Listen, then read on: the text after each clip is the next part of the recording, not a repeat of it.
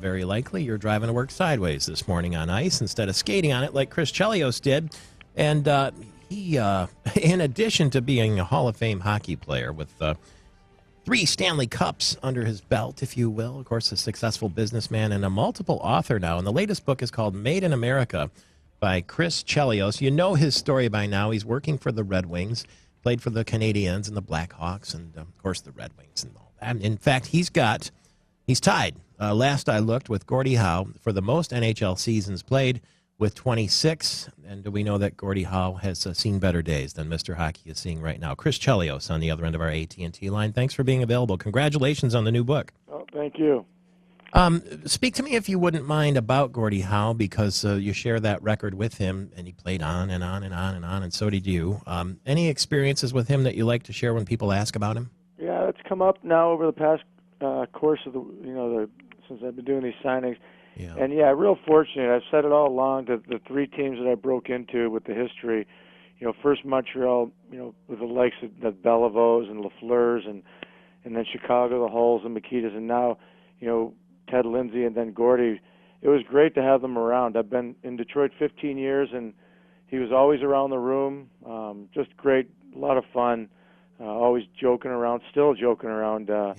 And every year at Traverse City, he makes a trip up to training camp, and I make it a point to go fishing with him and his sons. And it's just a great experience and a great memory. Isn't that something, though? I mean, as successful as you are, to be there with someone who's considered the greatest of all, and you're fishing with them. I mean, you never would have imagined that when you were a kid in Illinois or San Diego. No, that's what I've been saying. It's you grow up and you see these guys, and they're like almost like ghosts, your heroes. And then the next thing you know, you're in a bar having a beer with them. So yeah, I'm real blessed and fortunate that I got a chance to meet some of the greatest players, including Gordie. Did Mr. Howe ever let you have it? Was he tough on you, critical at all? No.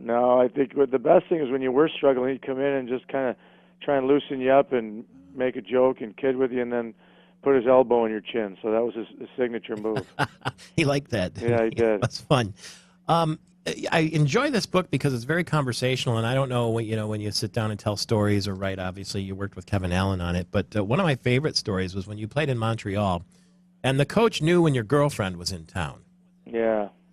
Was it that evident? Well, he caught me off guard, and for whatever reason, I had a few bad games when she was in town, and nothing to do with her.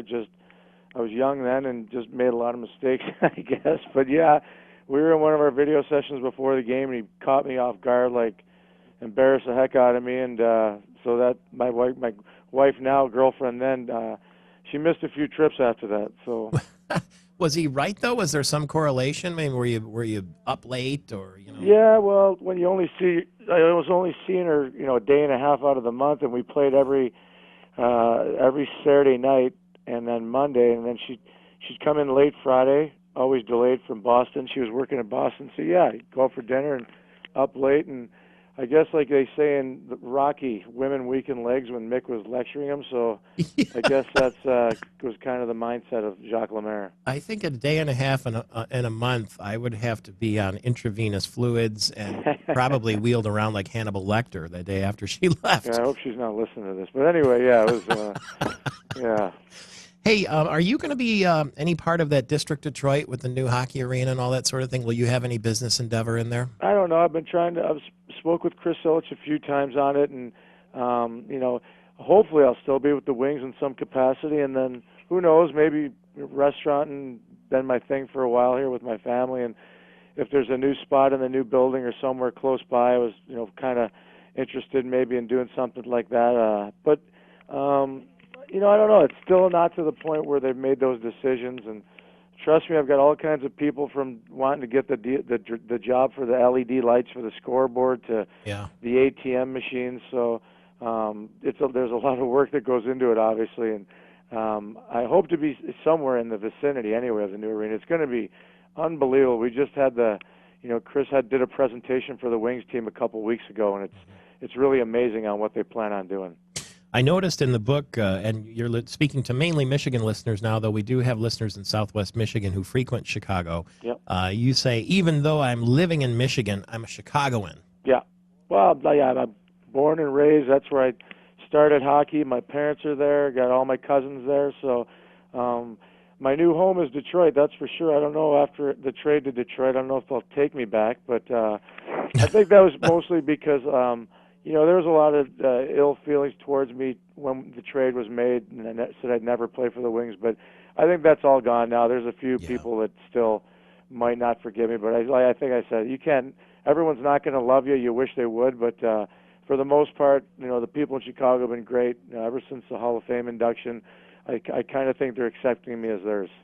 You know what else I enjoyed, too, speaking of that, when you said that you were fighting Bob Probert and it crossed your mind as soon as you threw one punch, I probably shouldn't be doing this. Yeah, well, if you watch it, you'll see I hesitated 2 or 3 times whether I should let go with my right and throw a punch or just hold on to his right. And I never threw a punch. I tried to wrestle him, throw him down, but I think Proby was laughing throughout the whole thing. And then he had some few choice words to say to me, and that was it. But I became really good friends with Proby, and he stayed at my house in the summers, and eventually got to play with him in Chicago. Super guy, just a tragic way to go. Yeah, and when you think, I mean, he had to come after you is what you say, and that's why I like on the inside in this book is you took a run at Steve Yzerman, and so he had to do what he had to do. Yeah, and like I said, I knew he was coming. Just like when I ran Sergei, McCarty was on me without, within I didn't know it hit me when McCarty jumped me. But yeah, and that's all part of it. But like I said, for the most part, I tried to play hard against those skilled players like Izzy, Sergei, and the rest of the guys in the league, and never did anything that would hurt those guys. It might look bad and get the fans riled up and the teammates, but never did anything to purposely hurt those guys. Was Scotty Bowman kind of weird?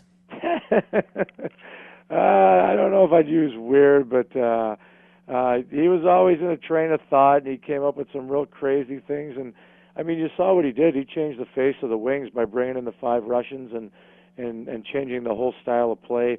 I guess an innovator is what you'd call him. And but he did some, off the cuff things that were, to me, comical at the time.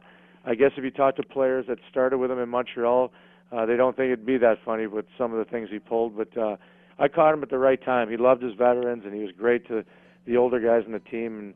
And really lucky. We won a cup there with Scotty, and it was just a great year, great couple of years.